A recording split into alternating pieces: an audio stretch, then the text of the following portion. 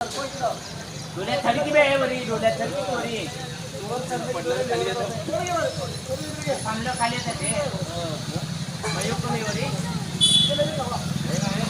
भेजो जरा लहान लहान लेकरं पण आहेत त्यांना उभा करतो.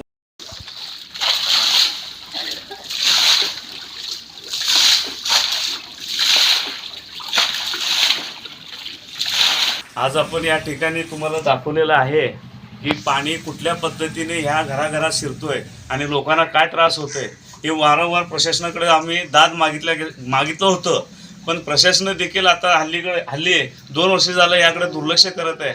आज तुम्ही समक्ष बघता की माझ्या आया बहिणी गेल्या 3-4 दिवसापासून पाण्यात खुर्ची घालून बसलेले आहेत आणि खाटावर बसून आयुष्य काढतायत. आता गेल्या 5-6 दिवसापासून यांच्या घरातलं चूल पेटलेला नाहीये. अक्षरशः हे लोकांनी 1 आठवडाभर उपाशी आहेत.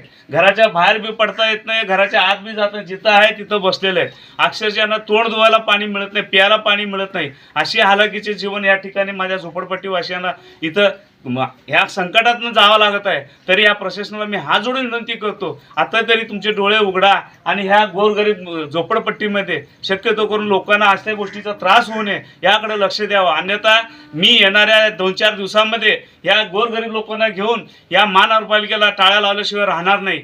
परंतु ह्या आत्ताची घडी बघितला आपण या माणुसकी या दृष्टीने आपण लवकरात लवकर ह्या लोकांचे जे काही अडीअडचणी असतील ते सोडावं, एवढीच मी या माध्यमातून आपल्याला विनंती करतो.